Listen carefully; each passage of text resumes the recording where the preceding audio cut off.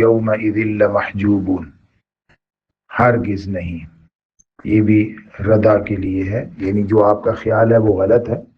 इन्नहुम, बेशक वो, अन रब्बिहिम, अपने रब से, यौमइज़िन, उस दिन, लमहजूबून, महजूब होंगे, हिजाब के अंदर होंगे, छुपाए हुए होंगे, महजूब।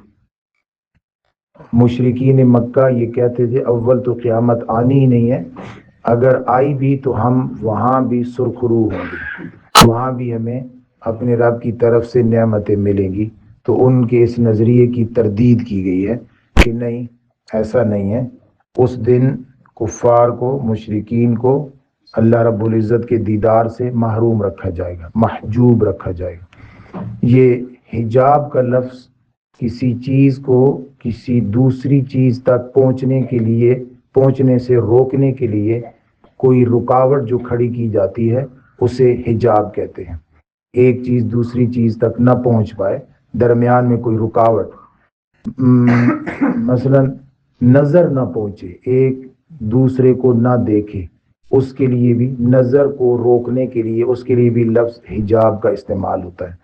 और एक आदमी दूसरे आदमी तक न पहुँचे, या एक पानी या कोई चीज़ दूसरे लोगों तक, एक से लेकर दूसरे तक न पहुँच सके, इसके लिए भी लफ्ज़ हिजाब ही इस्तेमाल होता है। जो रुकावट खड़ी की जाएगी उसको हिजाब कहेंगे। जैसे सूरतुल आराफ में अल्लाह रब्बुल इज़्ज़त फरमाते हैं वबैनहुमा हिजाब, उन दोनों के दरमियान एक पर्दा डाल दिया जाएगा, वबैनहुमा हिजाब। तो अहले नार जो हैं वो कह रहे होंगे कि थोड़ा सा पानी या वो नेमतें जो आप इस्तेमाल कर रहे हो वो हमें भी दे दो। उस वक़्त उनके दरमियान एक हिजाब डाल दिया जाएगा और वो कहेंगे कि नहीं, ये चीज़ें सिर्फ़ और सिर्फ अल्लाह रब्बुल इज़्ज़त ने मोमिनों और मुत्तकीन के लिए बनाई हैं, तुम्हारे लिए ये नहीं है। वबैनहुमा हिजाब, तो एक चीज़ दूसरी चीज़ तक पहुँचने के लिए दरमियान में जो रुकावट डाली जाती है उसको भी हिजाब कहते हैं। नज़र वगैरह दूसरी जगह तक पहुँचने से रोकने के लिए भी जो चीज़ होगी उसको भी हिजाब कहते हैं। और आप देखते हैं कि कुछ लोग नेक होते हैं और उनके बिल्कुल करीबी रिश्तेदार जो है, उनके बड़े अजीज़ और जो बिलव लोग होते हैं वो मोमिन नहीं होते, वो ईमान वाले नहीं होते। तो क़यामत वाले दिन वो जो बहुत नेक है वो जन्नत में पहुँचे होंगे और जो उनके रिश्तेदार बहुत नेक नहीं हैं वो जन्नत में नहीं होंगे। तो उस वक़्त उनके दिल पर तकलीफ़ के असरात ना हों, यानी जो जन्नत में है उसकी जन्नत का मज़ा फिर जन्नत वाला नहीं रहेगा अगर उसको ये क़लक़ और तकलीफ़ होने लग जाए कि उसका करीबी रिश्तेदार जहन्नम में है।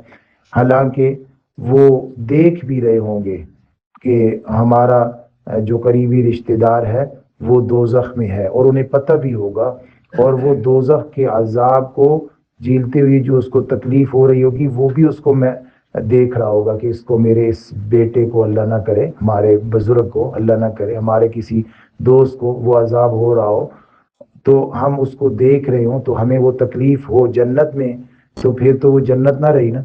इसलिए अल्लाह रब्बुल इज़्ज़त ने फरमाया कि फ़ज़ुरिब बैनहुम बिसूरिन लहू बाब बातिनुहु फ़ीहि रहमतु व ज़ाहिरुहु मिन क़िबलिहिल अज़ाब। ये ऐसी कैफियत होगी कि उनके दरमियान में एक दीवार हाइल कर दी जाएगी, बातिनुहु फ़ीहि रहमतु व ज़ाहिरुहु मिन क़िबलिहिल अज़ाब। तो ऐसी कैफियत के लिए भी जो है वो हिजाब का लफ्ज़ इस्तेमाल होता है। तो हिजाब ज़रूरी नहीं है कि सिर्फ और सिर्फ नज़र को रोकने के लिए हो, हिजाब फिजिकली किसी चीज़ को भी रोकने के लिए इस्तेमाल होता है, और सिर्फ और सिर्फ जज्बात और ख्यालात को भी रोकने के लिए इस्तेमाल होता है कि एक के जज्बात दूसरे तक असरअंदाज ना हो, एक की कैफियत दूसरे के लिए असरअंदाज ना हो, उसके लिए भी हिजाब का लफ्ज़ इस्तेमाल होता है। यहाँ पे अल्लाह रब्बुल इज़्ज़त ने काफिरों को एक अजाब, एक तकलीफ और एक पैनिक देने के लिए फरमाया کہ محجوبون وہ اللہ رب العزت کے دیدار سے روک لیے جائیں گے، حجاب ہوگا۔ اب یہ آج کسی کافر کے دل میں یہ محبت ہے کہ وہ اللہ رب العزت سے ملاقات کرے؟ نہیں ہے۔ اگر محبت ہوتی کسی کافر کے دل میں تو وہ ضرور اللہ رب العزت کی بات کو مانتا، اور کسی مومن کے دل میں یہ جذبہ ہے کہ وہ اللہ رب العزت سے ملاقات کرے۔ لازمی بات ہے کہ ایک مومن کے دل میں یہ جذبہ ہے، اور نبی کریم صلی اللہ علیہ وآلہ وسلم نے یہ جذبہ مومنین کے دلوں میں پیدا بھی فرمایا۔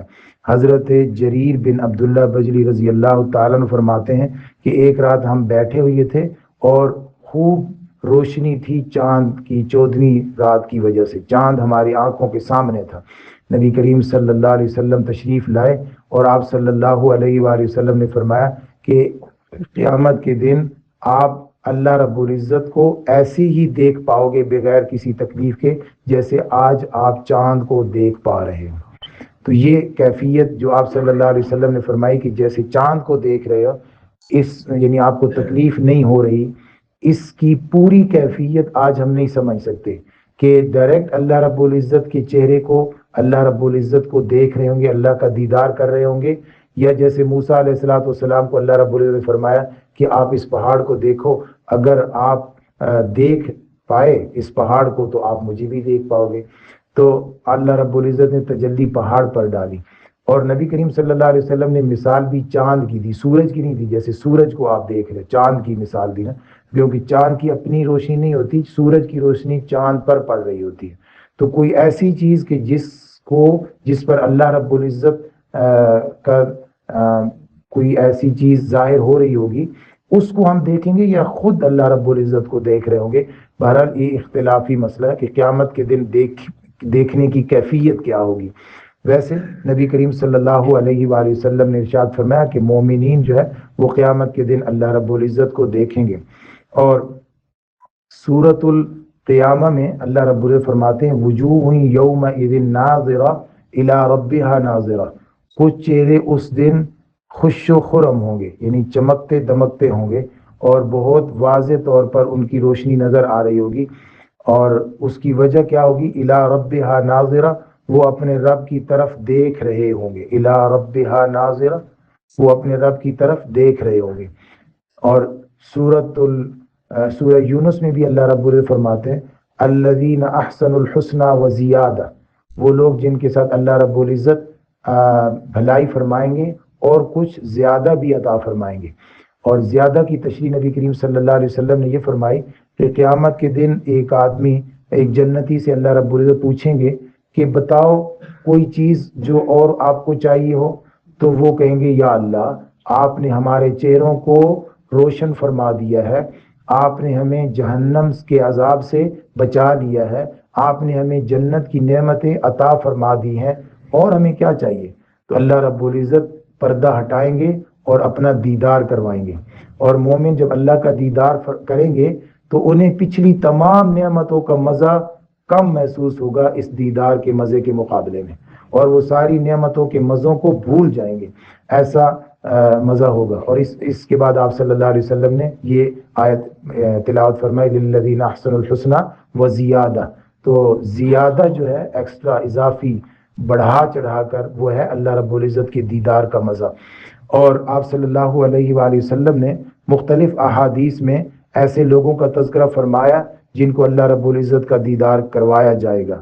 اس میں ایک وہ جو مومن ہو، سب سے پہلی سیڑھی جو ہے اس کی یہ ہے کہ ایمان ہو، پھر اسلام پر موت ہو، اور پھر نمازوں کی پابندی ہو، اور گناہ نہ کرتا ہو۔ یہ آپ صلی اللہ علیہ وآلہ وسلم نے ارشاد فرمایا، اور وہ اللہ رب العزت کے دیدار کے لیے دعا کرتا ہو۔ ایک خاص دعا ہے آپ صلی اللہ علیہ وسلم نے ارشاد فرمائی ہے، اور چاہت ہو اس کے دل میں اللہ رب العزت کی دیدار کی، تو ایسے لوگوں کے لیے اللہ رب العزت دیدار کروائیں گے۔ اور جن لوگوں کے لیے آپ صلی اللہ علیہ وسلم نے فرمایا کہ ان کو دیدار سے محروم رکھا جائے گا، مختلف احادیث سے میں نے وہ جو ہے وہ لکھا ہے۔ آپ صلی اللہ علیہ وآلہ وسلم نے فرمایا کہ کچھ لوگ ایسے ہیں کہ قیامت کے دن اللہ رب العزت انہیں پاک نہیں کریں گے اور انہیں اپنے دیدار سے محروم رکھیں گے۔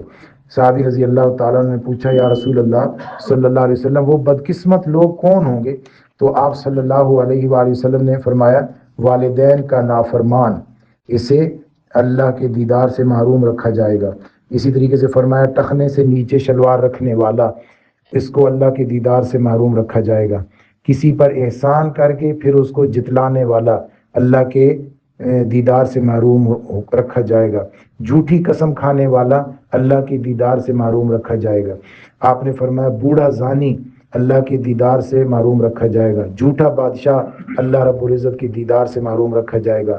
اور مفلس متکبر وہ اللہ کے دیدار سے محروم رکھا جائے گا۔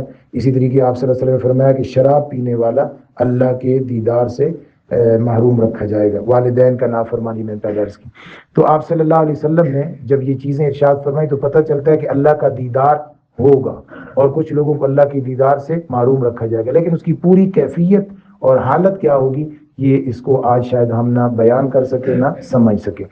ثم انہم لصال الجحیم، پھر وہ سارے کے سارے جہنم میں پہنچا دیے جائیں گے۔ وصل یصل اس کا مطلب ہوتا ہے کسی چیز کے ساتھ مل جانا، لصال الجحیم۔ ثم یقال، پھر ان جہنم میں پہنچے ہوئے کافروں سے کہا جائے گا ھذا الذی کنتم بہ تکذبون، یہ ہے وہ جہنم جسے دنیا میں آپ جھٹلا دیا کرتے تھے کہ کوئی نہیں ہے جی جہنم، اللہ کا عذاب کوئی نہیں ہے، دوبارہ زندگی کوئی نہیں ہے۔ اللہ رب ہمیں آخرت کا یقین نصیب فرمائے، اس کی تیاری کی توفیق۔